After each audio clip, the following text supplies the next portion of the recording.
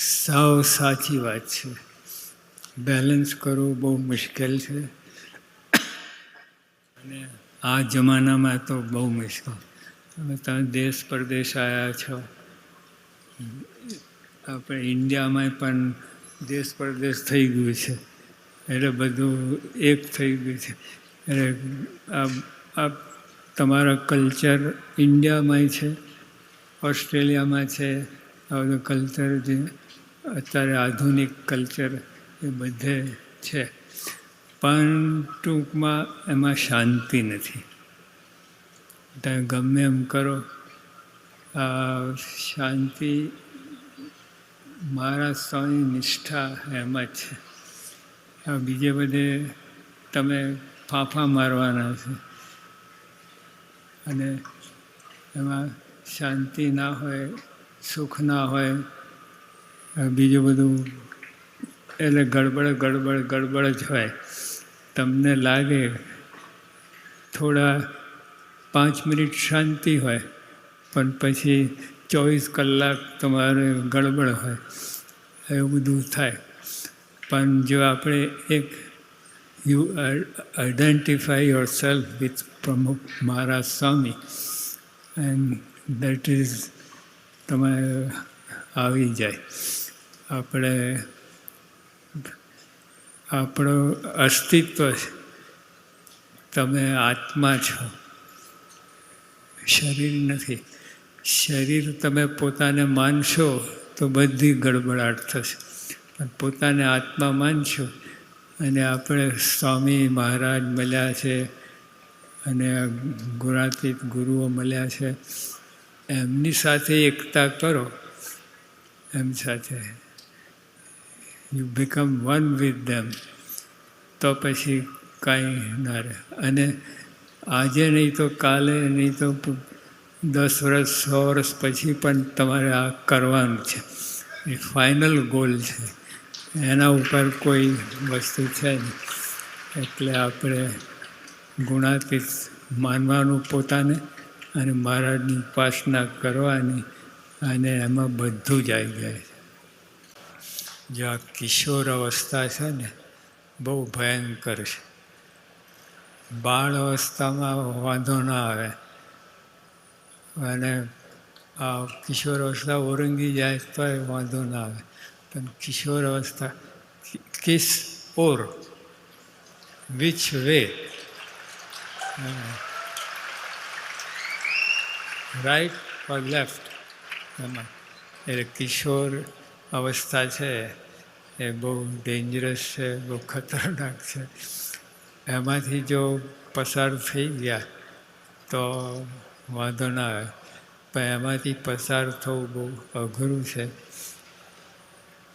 પસાર થાય એટલે નોટ ઇન ધ સેન્સ કે આપણે એજ વાઇઝ આપણે એલ્ડરલી થયા એટલે પતી ગયું નથી.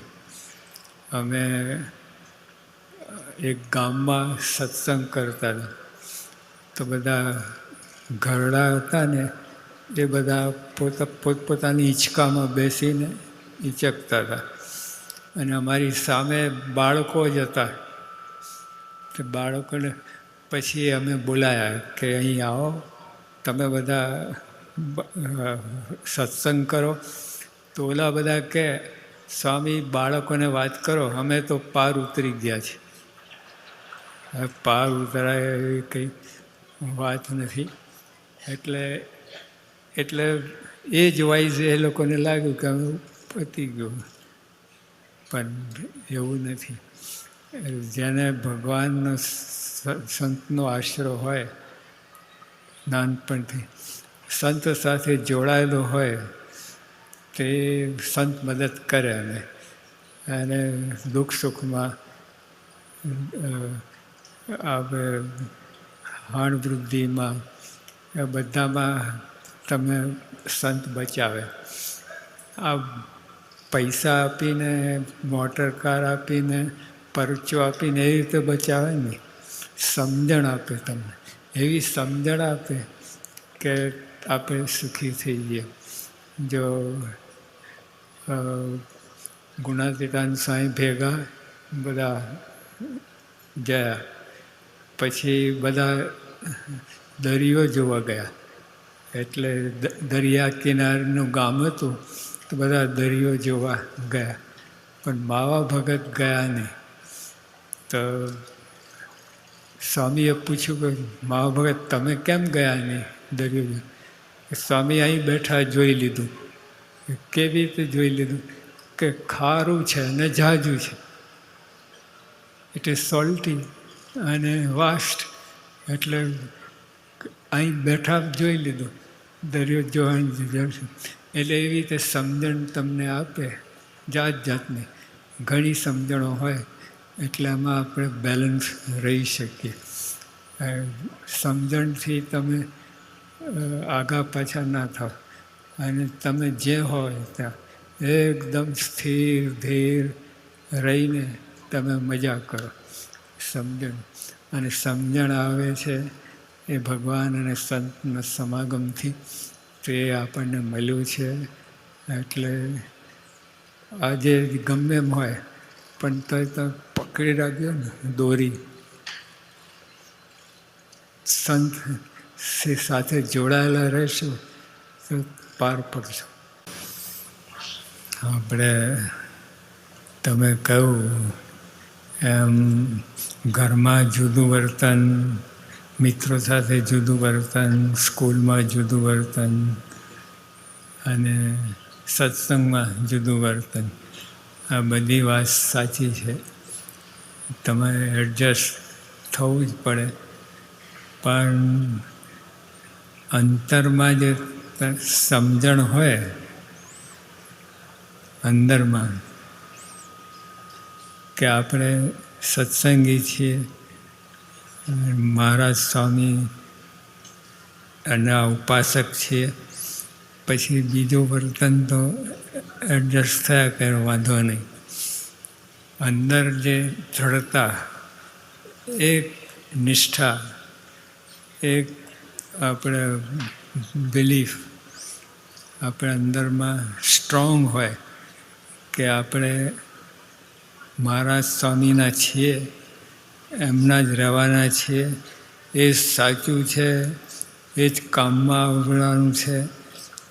અત્યારે અહીંયા જે જુદા જુદા બિહેવિયર છે સમાજમાં, મિત્રોમાં, તમારે પિયર પ્રેશર, ત્યાં જુદા વર્તન હોય, સત્સંગમાં જુદું વર્તન હોય, ઘરમાં જુદું વર્તન, આ બધું. પણ આપણે અંતરમાં એક દ્રઢ નિષ્ઠા હોય, આ બધું જૂઠું છે. આ જન્મ પૂરતું છે. આ જન્મ મરી ગયા પછી બીજા જન્મમાં કોઈ ક્યાં જન્મે એટલે બધા વિખરાઈ જાય, વેરાઈ જાય. પણ આ સત્સંગનો જે સંબંધ છે એ સાચો છે. એટલે એ દ્રઢ કહીને રાખવાનું. તો સત્સંગની સમજ કામમાં આવશે અને તમને સુખી કરશે અને આપણે સદાય આનંદમાં રહીશું. સત્સંગની સમજણ હશે તો આપણે બોલો બીજા બધા તો એડજસ્ટ થયા કરે, વાંધો નહીં. પણ સત્સંગની સમજ એટલે અંતરમાં આપણે એક નિષ્ઠા હોવી જોઈએ. બહાર તો બધું ફર્યા કરે, એનો વાંધો નહીં.